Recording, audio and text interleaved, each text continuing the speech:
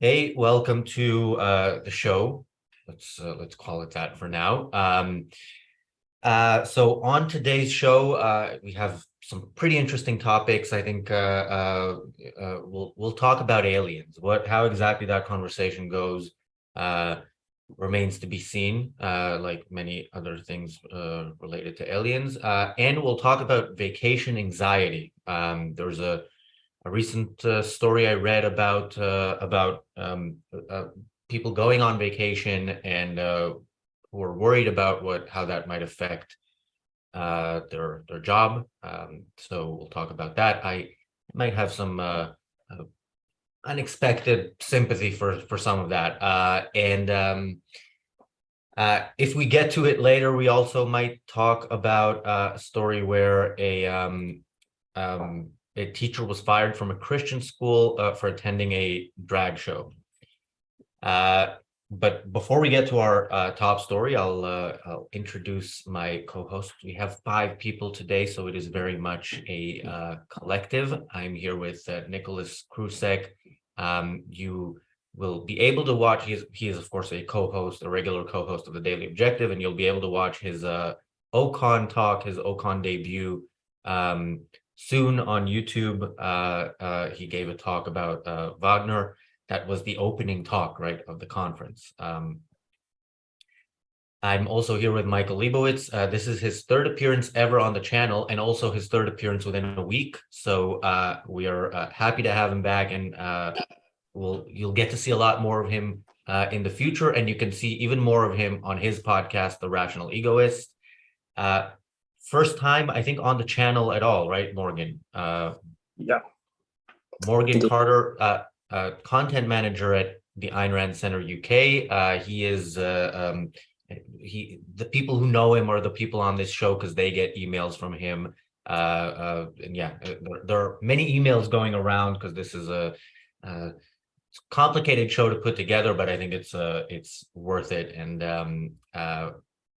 of course, I'm here with Mark Pellegrino, who's been on the channel for years and has been an actor for even more years in movies and television. And the most recent thing he was in was the Ayn Rand Center UK's trial of Just Stop Oil, where he played a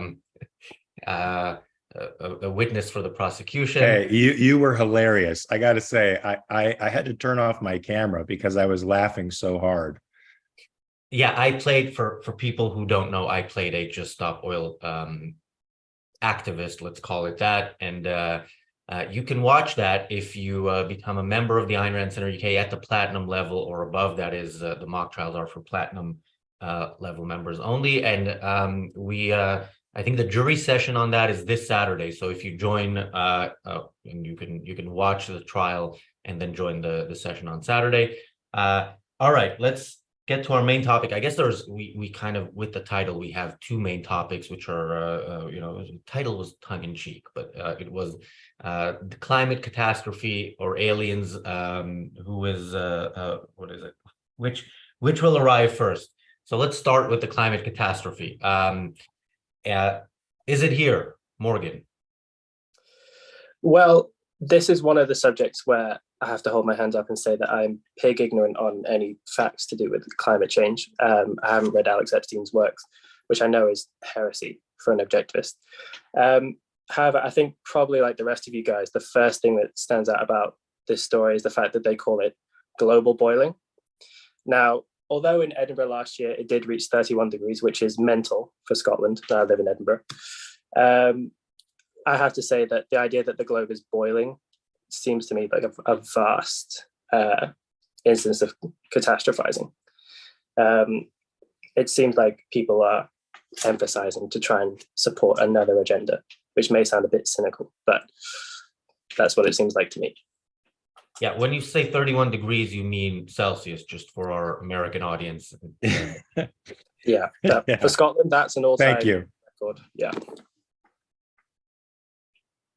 Mark, by the way, I just want to, for context, say that July, according to some, is the hottest month ever in history. So that's why likely recorded history, because there was a thing called the medieval warming period, where it was 2.5 degrees Celsius hotter than it is today. People sort of forget that. We are in an interglacial period of warming, right? So the planet has more or less been warming for the past 20,000 years. Thank God, because in that span of time, civilization happened. So it enabled human life to actually flourish to the degree that we are today.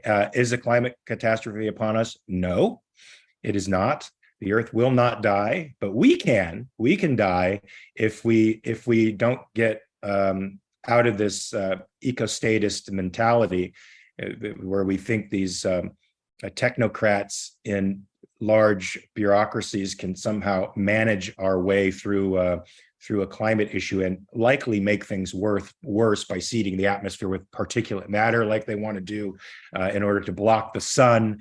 Some of the things that they've concluded are good for us. So the voltaic solar panels that release toxic gas when the cells break, lead gas, and are just on the whole 4 or 5 times more toxic to make than the IPCC has said they were. We're in terrible straits if we follow the eco-status and disempower the world. We need actually more fossils, particularly for the third world, and nuclear. We need to start investing in that because that's a much more dense, much more practical form of energy and carbon free. So it's clear, as Morgan said, these folks don't have human flourishing as their primary goal. They're not really concerned about the fate of the earth. I think they're more concerned about other things like the destruction of free markets and capitalism. And they have an ideal society that they want to go for, which I think now is plainly in the open, right? Klaus Schwab has said what they want to do with us, and that they're no longer hiding that. So I'll agree with Morgan that there's another agenda going on here that has nothing to do with the environment. But we're good, folks. We're going to be good, even though it's hot.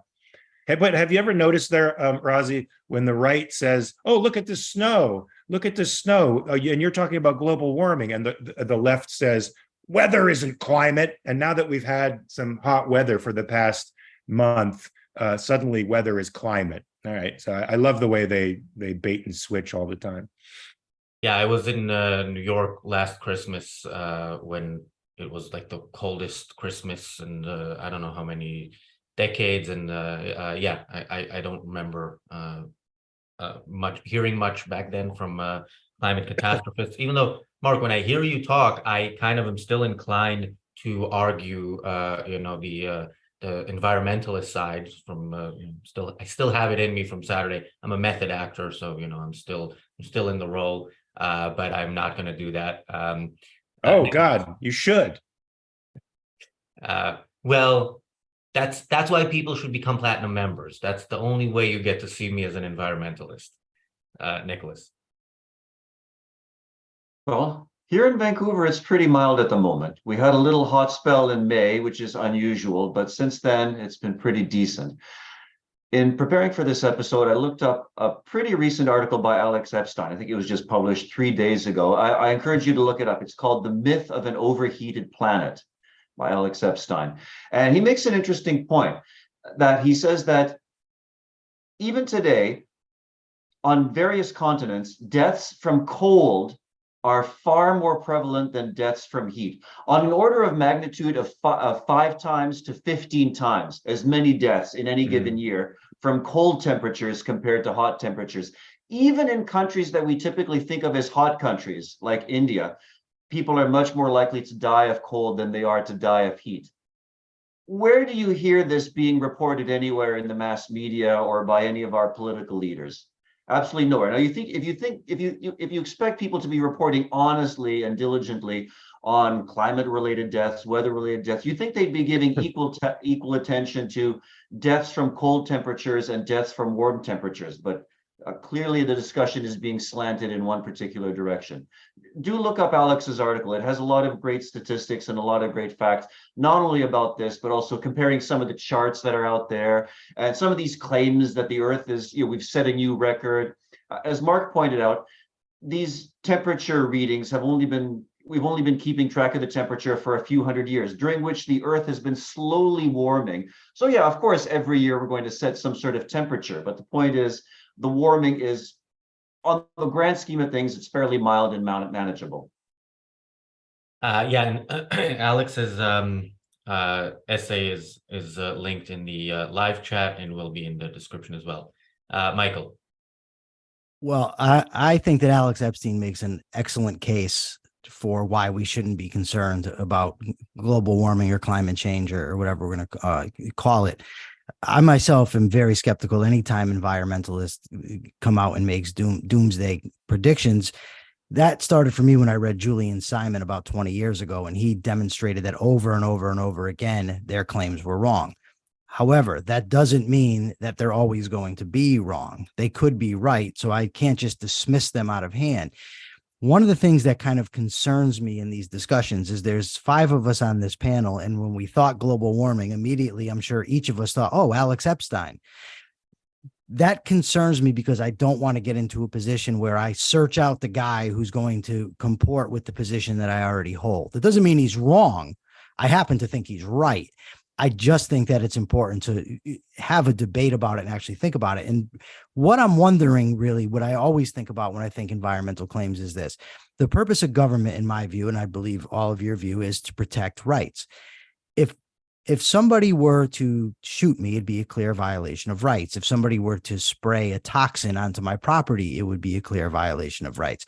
If it could be shown that people were polluting the atmosphere to such an extent that it was going to harm me or harm anyone up here, would you consider that to be, this is for everybody, would that be a rights violation? And then would it be appropriate for the government to step in? I don't believe that's happening now. I'm just wondering if there's ever a case to be made where if that were occurring, would it be a rights violation? First of all, Michael, I want to answer this. When you say we don't want to search out the people that sort of confirms our bias. Yeah. Unfortunately, there's only a handful of people that fight the bias. They're their bias, right? And Alex Epstein has been the most influential guy, but so is Michael Schellenberger. There's just a handful of guys, but they are starting their pushback because it's so rational and it's so reason-based. It has a tremendous effect, this tremendous ripple effect, and it's giving other people courage to come out and say, well, you know, the data isn't exactly what they're saying it is. So I think it's starting a movement for a reason. I do think that if somebody's polluting and it crosses over into your territory and causes physical damage, you do have a right to sue for damages and to bring the government in to help you with that kind of thing. But we can't get clear about that until we understand property right clearly and until there's proper property law and no public property, so that people can then make these claims and prove objective damages. Until that time, it's going to be a really, really, really difficult thing to ascertain.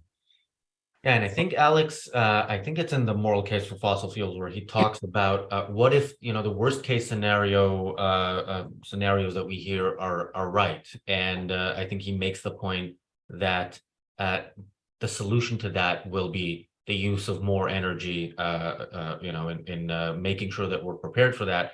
And to use more energy, we need to use the kind of energy that is available, and that is fossil fuels and nuclear. Hey, I live in California, where they've taken something like a third of the grid off of fossil fuels. They've closed down nuclear power plants, and as a result, California goes through this thing called rolling blackouts, where their grid is simply overloaded. They don't have the power to sustain the needs of the people. And when it's 105 degrees out, and your air conditioner goes out because the grid collapses, come on, man, that's crazy. That's third world stuff. Morgan, you looked like you had something to say. So I don't have a kind of final answer to your question, Michael, but I mentioned earlier that I live in Edinburgh, and if you ever come to Edinburgh, you'll see that the buildings are stained black, and that's not because the stone's black. The stone's actually yellow, but it's stained black with coal dust from 200 years ago. There's no coal burnt in Edinburgh nowadays. And in trying to kind of think about your question, the people who lived in Edinburgh at that time undoubtedly would have been inhaling a huge amount of coal dust, and that, I think, undoubtedly would have been affecting their health. So whilst it seems right that if someone's polluting the air and that's harming your life in some way, you would have a claim for the government to intervene. At the same time, Edinburgh and Scotland in general would have been a far worse place to live if you couldn't burn coal. And how do you weigh those up? You know, you'll have to ask a better philosopher than me, but it seems to me that there's not a clear answer. May I answer that? Sure. See, the point that you just made, right? You talked about an individual house or individual building being harmed, and if an individual is breathing in coal dust, then when we say, well, what would have been the costs of limiting the pollution? But then now you're taking into a sort of a social best interest argument. And that takes it away from the rights argument. And I would reject the social best interest argument in any other format. So I can't then say, well, in this case, I approve of fossil fuels, so let me accept it here. I'd have to disregard it and say, if you're violating individual rights, you have to be stopped or penalized to some degree. Now, believe me when I tell you, I'm not an environmentalist. I'm not arguing for these kind of laws. It's just something that I often think about is, what would be a rights violation in these circumstances, and what would I be willing to personally accept for the government to step in? My default position is always keep the government out unless a compelling case can be made for getting them in.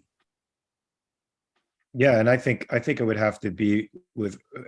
I mean, you bring up a very interesting case, Morgan, because there was the London fog in London during the industrial time, and as you said, black coal smoke all over Edinburgh, and that's early industrialization happened at a time when people were poor, and their alternative, as you suggest, was something far worse.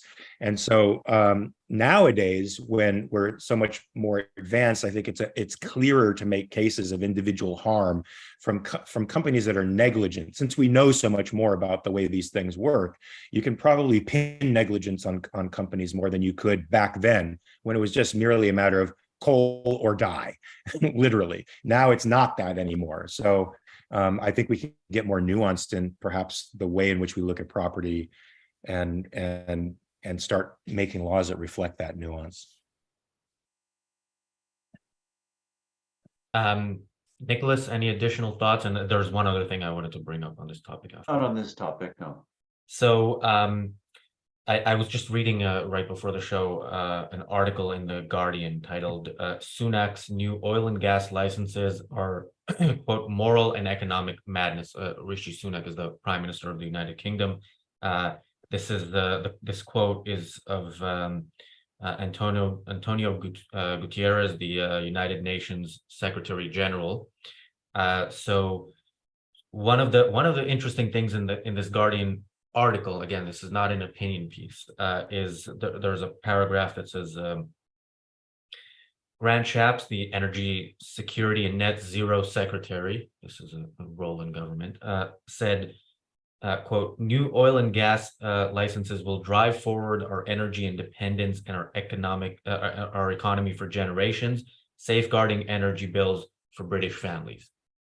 And the next paragraph is just a paragraph from this article from the person who wrote it. It says, these claims are simply wrong. The UK is more hooked than most on gas and has the the high bills to prove it. Real energy security comes from using less gas. Again, this very much sounds like an opinion piece. There's no explanation about how real energy security comes from using less gas. The fact that there's high bills in the UK is true, but one could argue, and I think some of us here would argue, that the reason for that is the lack of supply, not the fact that there is demand. But yeah, this is this is in many cases how the media reports on this, especially media outlets like The Guardian. Any thoughts on that, on the reporting on this topic? No, I think if The Guardian says that you can take the opposite position almost every time and be right. Morgan, you are the only other UK-based person, so are you a reader of The Guardian? I'm not. I think the last time I probably would have trusted The Guardian would have been in 1858. And since then, I think it's been bust. So I suggest we leave The Guardian alone. All right. Well, I have to say I do read The Guardian regularly because we need stuff for the show. So it's I'm sorry. It's very I'm helpful sorry. in terms of coming up with material. All right. Any last words on the climate catastrophe topic? Hey, but Michael, I want to know if any of the thoughts that you heard on the panel made sense to you. Well, they all make sense because it's generally my view. I first came across Alex Epstein. I don't know how to pronounce it, but I was actually in prison and I read an article where he did an interview and he blew me away immediately. Yeah. So much so when I got out of prison, I was booking for a local talk show and I worked like heck to get Alex Epstein on the show. And he didn't go on, but he ended up sending me a copy of Fossil Future. I thought it was a phenomenal book, crystal clear reasoning. But I never want to look to anybody as if that's the end all on a subject and never look any differently. And just because when I was coming on today and I saw the list of things, the first thing that came to my head was, oh, mention Alex Epstein. You know what I mean? But everybody did it. So I wanted to just try to get us to look at it a little bit differently. But yeah, I think he's sound, and I think what's been said is sound. Yeah. So if the climate catastrophe is going to be a real thing, and we are in danger of extinction, is it possible that any solutions that we don't come up with will be found by our extraterrestrial friends?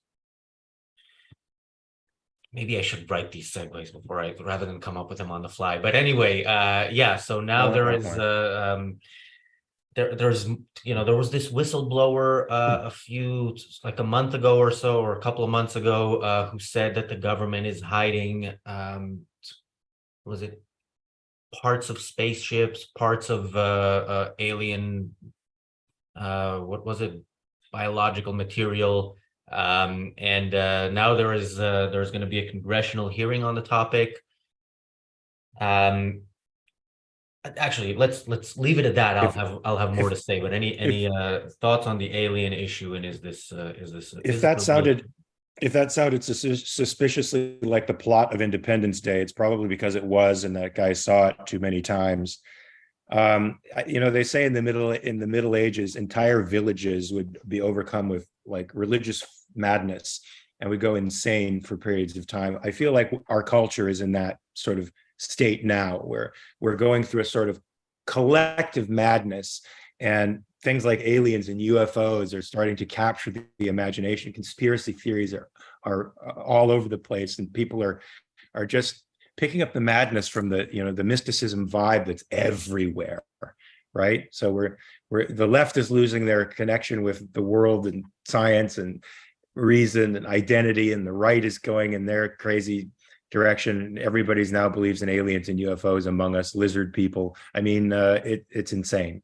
I heard a little bit of that guy's testimony, and I thought we're hitting rock bottom. So I don't know about anybody else, but that was my thought.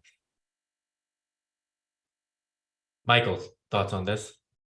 Yeah, I have no idea what's going on with these hearings. I know there's been witnesses saying they've seen things, they've heard things. My problem is people lie, people are crazy, the government's involved, and I don't trust any of them. So I wouldn't know who to believe on this.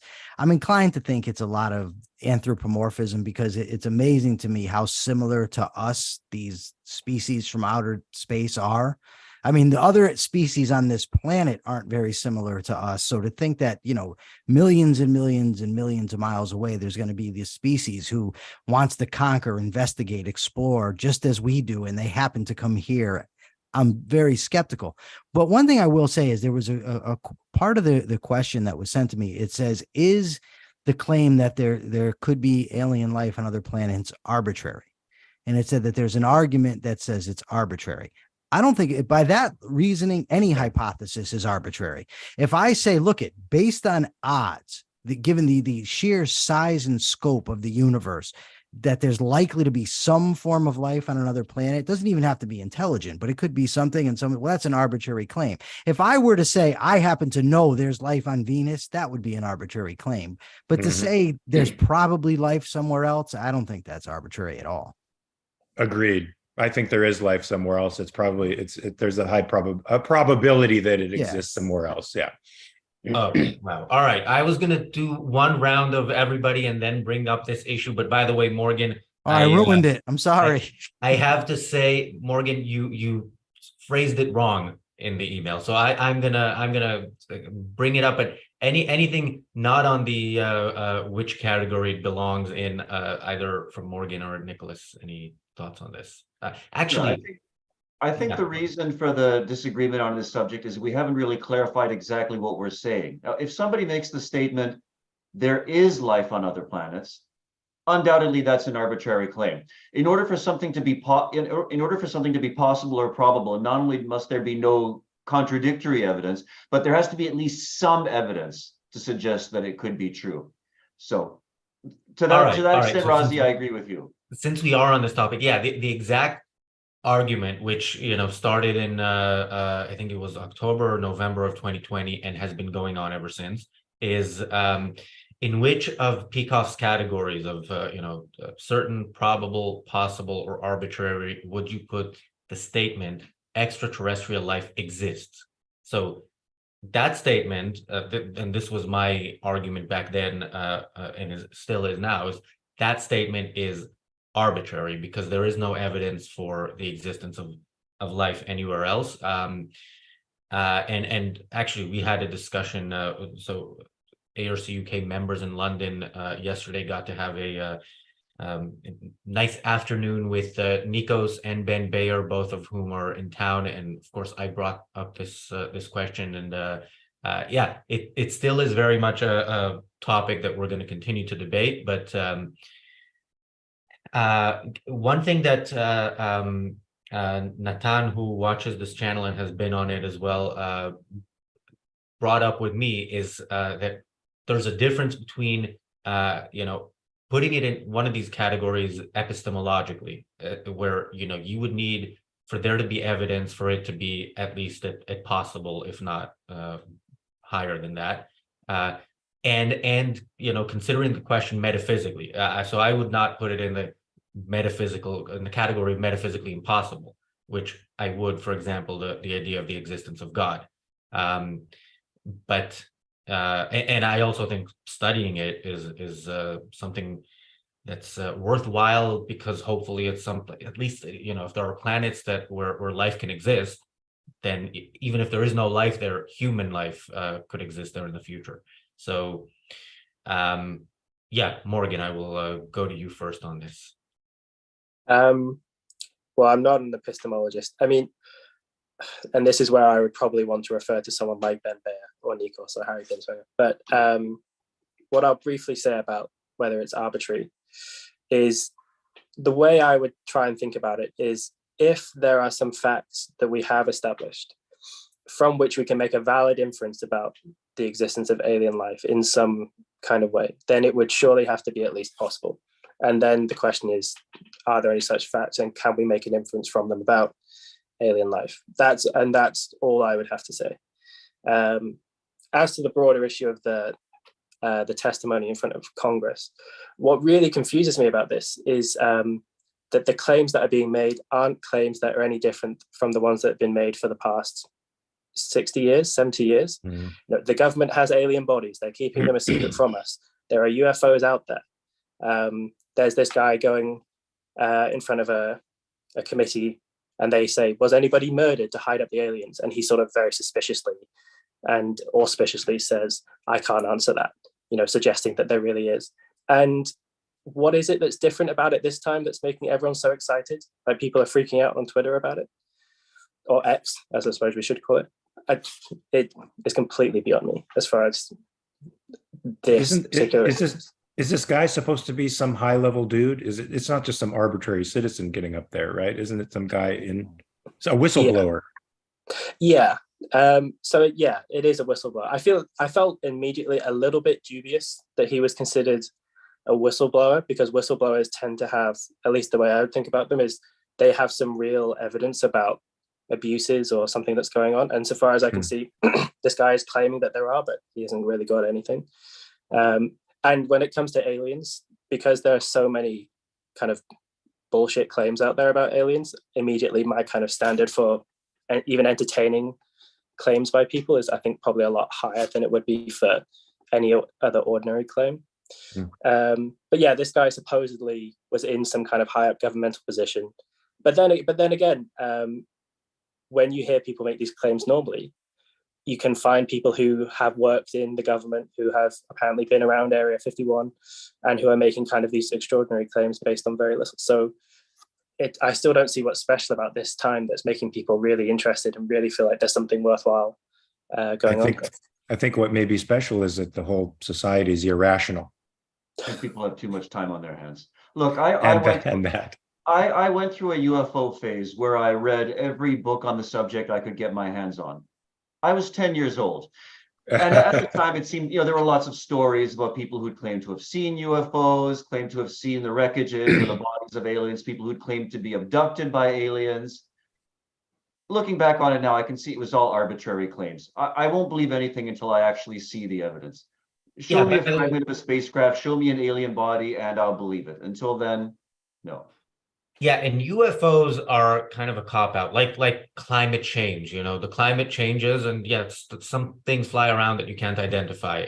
From that to say it's a life form, a spaceship of a life form from another planet, that's a bit of a stretch.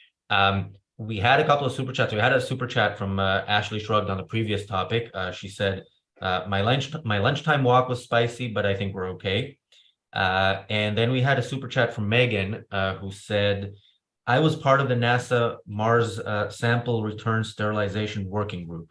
I'd love to weigh in on alien life. And Megan is a co-host of this show. So this new show has some new features, like somebody jumping in on a topic. So we're joined now by an actual scientist to tell us whether we are actually have been visited by aliens. Yeah, thanks for letting me join in. And I hope we can revisit this because A, it sounds like it's a perennial issue, and B, I have a lot to say about it, but I also have a time point in 9 minutes. So that is my hard stop there. But yeah, let me sort of back up and motivate the question of alien life. I think there's a very good reason why this is, a lot of really good reasons why this is important. So for example, why do we typically only have, if you think about all amino acids or most amino acids as having mirror images of themselves, we almost always use, and I always get this wrong, so don't quote me, right-handed, sort of oriented amino acids instead of left-handed. And we always use left-handed oriented sugars instead of right-handed. Why? We don't know.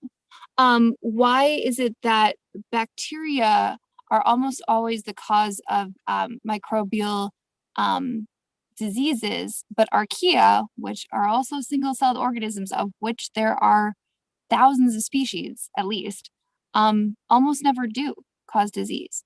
There are a lot of questions that we just don't have the answer to, and it would be incredibly helpful to have another example of life, especially if it's an example of life that evolved independently.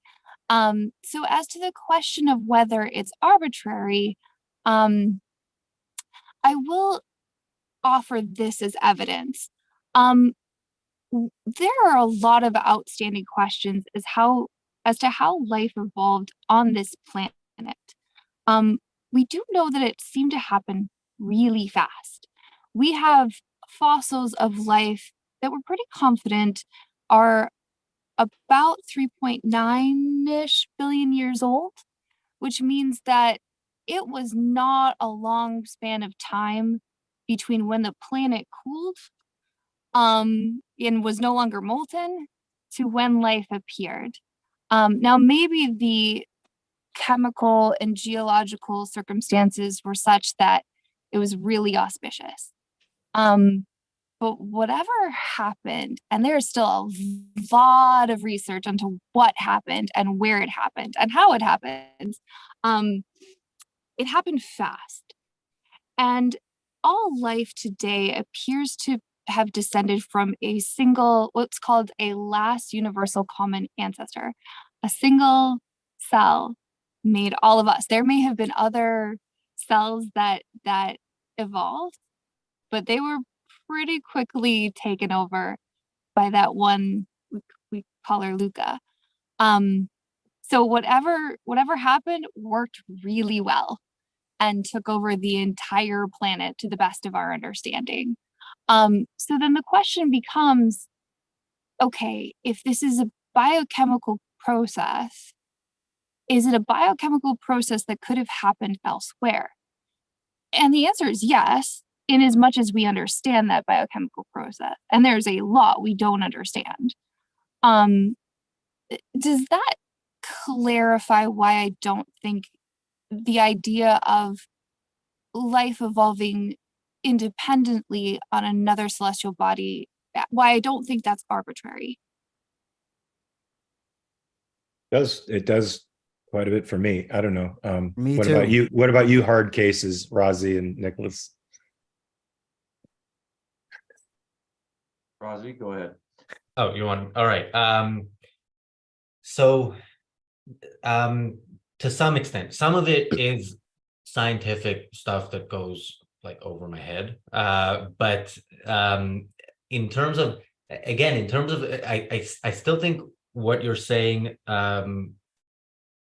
is still at the point of like, it's a metaphysical possibility, but believing that life exists as of now, believing that extraterrestrial life exists epistemologically still, I think, belongs in the category of arbitrary. Well, I don't know what that, I'm not sure I understand that distinction. It's not that I'm throwing shade or anything. It's simply that, you know, like I said, I was on the, there's a mission scheduled, as far as I know, I haven't checked on it in a while, for 2026 to send a probe to Mars that will eventually return stuff to the Utah desert.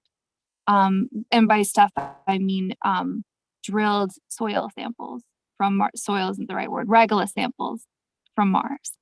And some people are concerned. And again, I think that concern has a basis.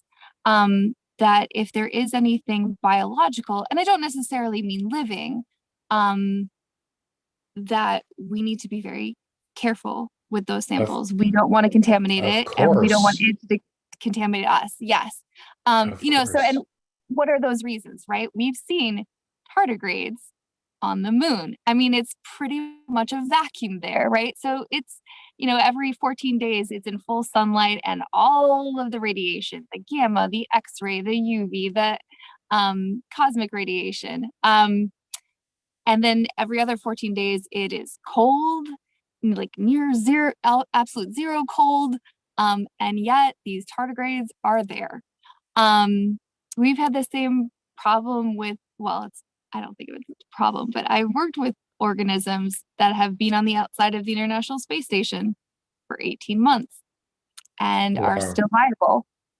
Yeah. So Wow. life is, I could go on and on. Life is incredible. It's very durable. So wait a minute. Now you're saying they're going to take these samples from Mars and put them in the Utah desert? Yes. Yeah. So they're like seeding. They're seeding the Utah desert with this Mars material. What's going on? No. You're freaking me out. No. The idea is that they take these samples and they have them. So there'll be a probe that drills a few centimeters down into the regolith and pulls out a core. It will be in, I guess, a metal kind of casing. It'll look kind of like a big pencil. That will then kind of go into, a weird shaped egg carton that will then crash land ultimately on the Utah desert. That's the plan as of 2020, February 2020, when I was part of that group. So you more than anything, you really want to keep those samples sealed from Earth. So while we don't know if there's anything biological on Mars beyond some amino acids, we sure do know that there are biological stuff on Earth. We also know that it's very durable. So yeah, we're doing everything. We don't know how, but we don't know if there's going to be a more complex thing than amino acids in there, and we don't know if those things once loosed into the Earth can multiply and harm us. I mean, we know how disastrous that can be, right? Europeans came over into the Western Hemisphere and basically decimated entire populations because they had viruses that the indigenous people didn't have any immunity to. Isn't True, that how? and that's why this group involved a lot of people from a lot of industries to be really, really thoughtful about keeping these samples pristine and keeping the Utah desert safe. You know, so one argument that comes up a lot, maybe not a lot, but has come up is that, you know, pathogens often evolve with their hosts, right? So we don't worry about getting Dutch elm disease, and we don't worry about giving trees colds. Now, if something's evolved independently on Mars, there hasn't been a lot. I mean, there's been some biological exchange through meteorite, but not a lot. So the chances of co-evolving over the last 4 billion years between planets seems a little remote. I mean, it does occasionally happen where pathogens will jump kingdoms. If you think of like animal, plant, protist, bacteria, archaea, well, those aren't kingdoms, but you know, like they can jump kingdoms. It's very rare. Cordyceps. Sorry? Cordyceps. Right. Oh, you're talking about cordyceps, like Yeah, like the fungus that. vertebrate. Yeah. Oh, you're talking about something else. I'm talking about that fungus that can actually jump. It's a fungus that goes in and infects and parasitizes living organisms and then takes them over completely. Oh yeah, no, I read about that ages ago. Yeah, It's now the subject of a popular Ant. TV show. Yeah. Yeah. So yeah, it you know, I think everyone involved is trying to be very conscious about, you know, those possibilities being remote, but there is some kind of something to go on there.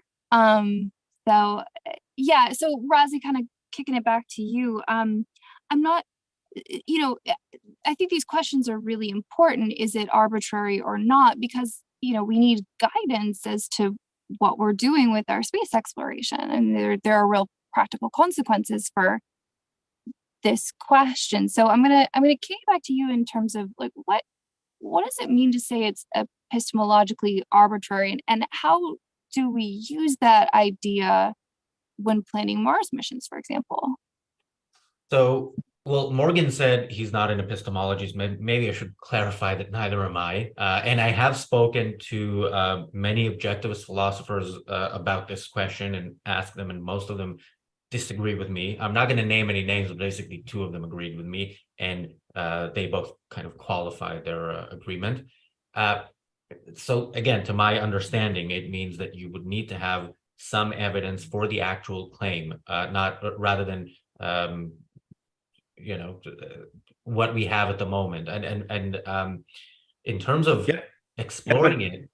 Yeah, but for probable, it seems to me that the evidence bar would be fairly low, like the distance the planet is from the sun, the sun for possible.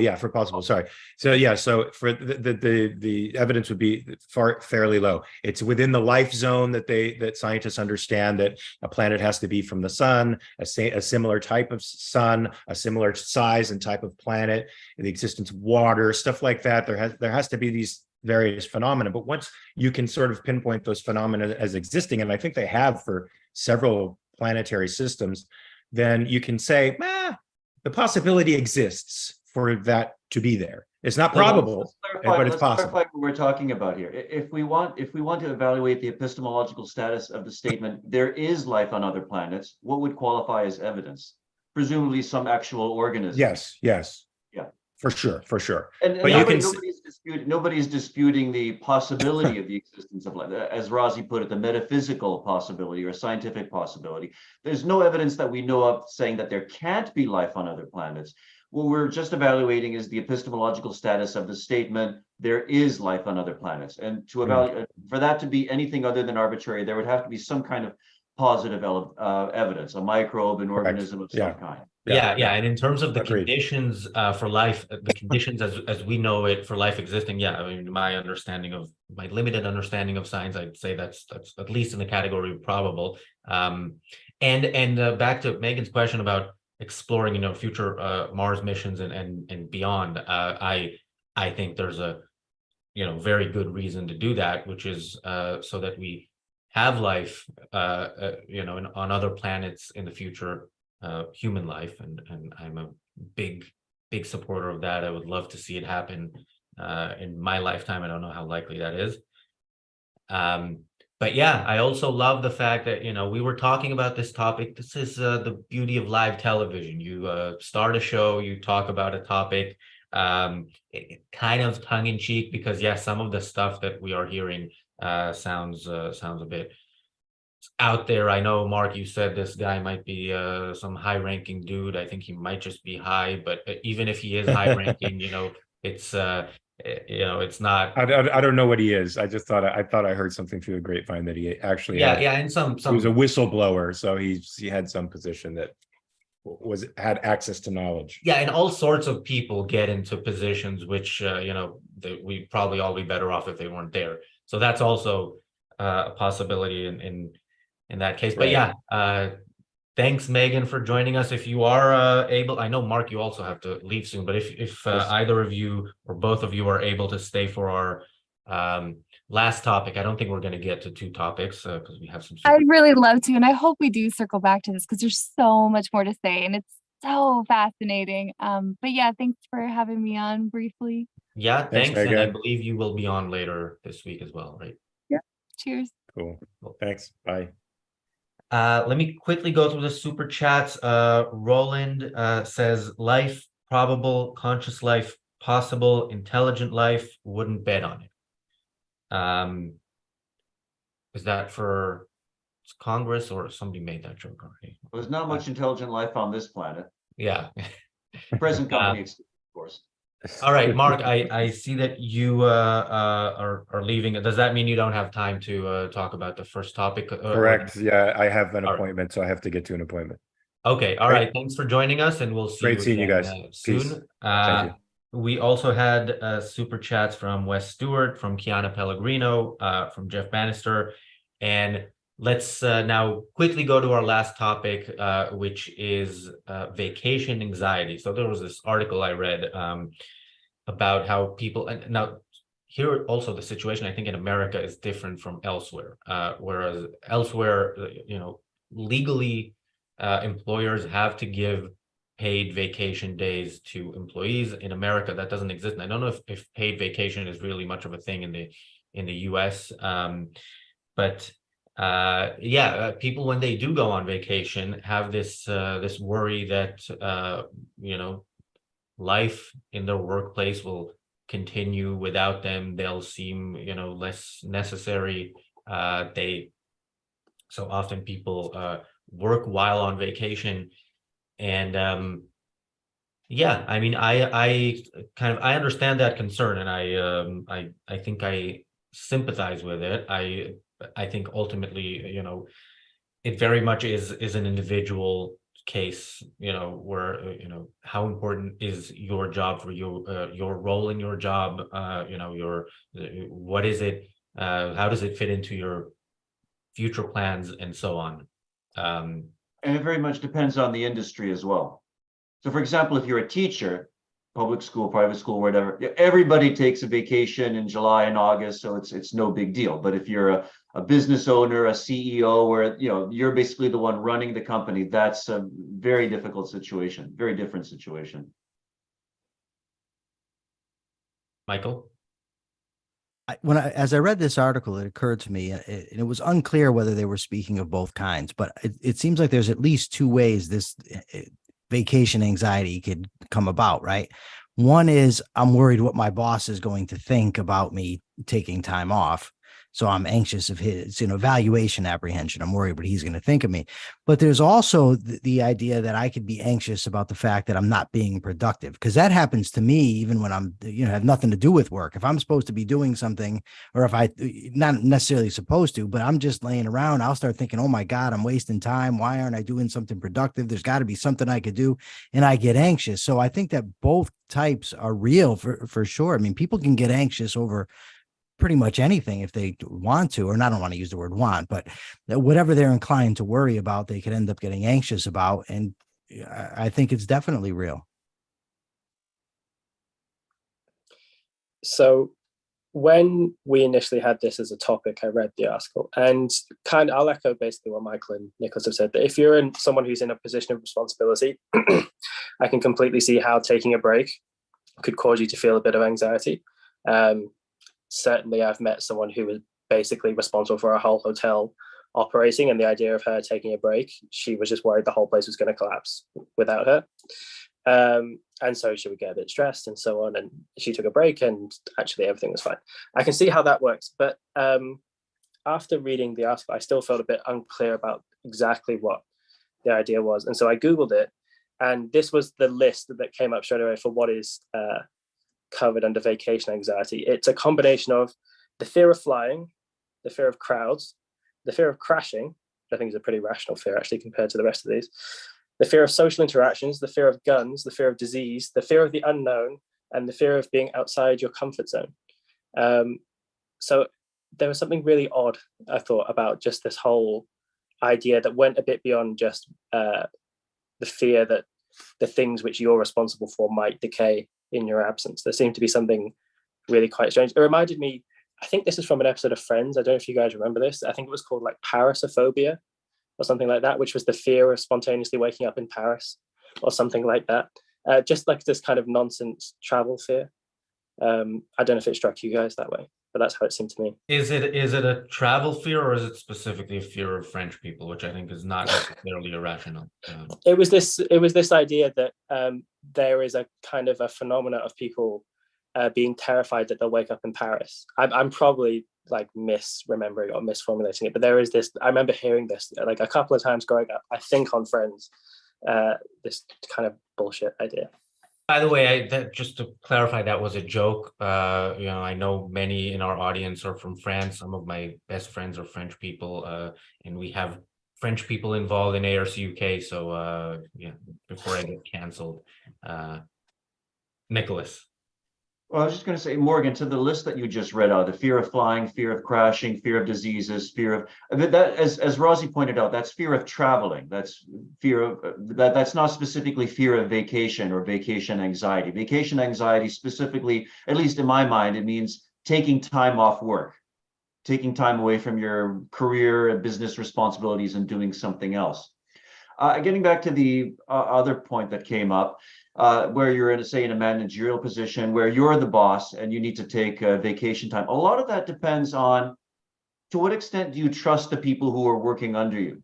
Do you think that these are responsible people who understand their jobs? Have you trained them well? Have you trained them to be independent and self-sufficient? Do you think, oh, these are people who are going to screw me over or stab me in the back as soon as I'm away for a couple of days? Or do you think, no, these are people, I know them, I trust them, I know they'll do their jobs diligently? So there's a lot of consideration here, even for someone who's, say, a business owner or a CEO. Yeah, so a few weeks ago, I took something that was very much more like a vacation than anything I've done for years. It was like 5 days or so, and I think part of the question is how much you love your work, because if you really love what you do, it's not that big a deal to check your work email, to have a work call if necessary. I mean, I would trust Daniel to keep everything going if I was in a coma for months, but yeah, there were still times when I called him at it's like 10 or 11 p.m. in Vegas from the casino floor, and he was hearing all these noises in the background, and it's morning at his time, just because I wanted to know what's on, and yeah, I didn't feel like I'm this is somehow so first of all, I hate the phrase work-life balance. So I don't really want something like that. I don't want to think of work as separate from life. But I think in some cases you might want to, especially if, again, a job often in life will be a temporary means to an end. It's not what you want to do for the rest of your life. It's what you need to do right now to pay the bills. So yeah, it is very much a case by case basis, but I do have, as I mentioned, sympathy for those who struggle with this. Any final thoughts on this? Like I mentioned, I don't think we're going to get to our last topic. Well, the last topic sounded interesting. Let's leave that for another day this week. The Yeah, one about yeah. the teacher who was fired. I'd love to discuss that later in the week. Yeah, we can definitely do that later this week. We also, so tomorrow we have a few topics. I don't know if we'll get to all of them. They are kind of UK focused, but I think they will be of interest to non-UK people. The title of tomorrow's episode is it time for another lockdown? Yeah, we're going a certain direction with these titles, as you can see. I think the thumbnail will be understood more by British people than anyone else, but we'll explain it tomorrow.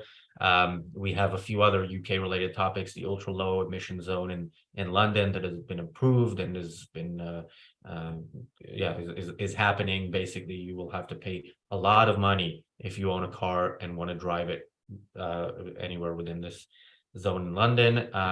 We're going to talk about that story that we mentioned where what was it? I don't remember what the actual name of the thing is, but you know, these meals that you order, like a box from this company, and then it's a meal that you cook at home, but it's a specific meal. You get the exact items. It's the big company in the UK is HelloFresh. I don't know what the equivalent in America is, but there's a cross-parliamentary committee that has decided to ban those or has recommended to ban those to tackle obesity. Luckily, we have Thomas Bisson on the show tomorrow, a personal trainer, who will tell us whether this is a good move or not. And yeah, we have many more interesting topics, interesting guests all week long. So I hope you'll join us. There is still another show tonight, which is HBTV, and Augustina from ARI will join Harry to discuss the perils of legal immigration. Yeah, she gave a really awesome talk at Ocon on that subject. Yes, I didn't get to see that, but many people who I have a lot of respect for said that was that one person actually said it was the best talk he had ever seen in his life. So yeah, this is going to be a good one. It's 2 hours from now. Thank you guys for joining me today. Thank you to our viewers. I hope you enjoyed it. If you did, please leave a like, share it, share this episode, share other episodes of the show, anything you enjoy on the channel. And again, if you want to see me being a Just Stop Oil activist and Mark being a witness for the prosecution against me, you should become a platinum member of the Ayn Rand Center UK. There's a link in the live chat and in the description. Thanks again, and see you all soon. Bye. Thank you. Thank you.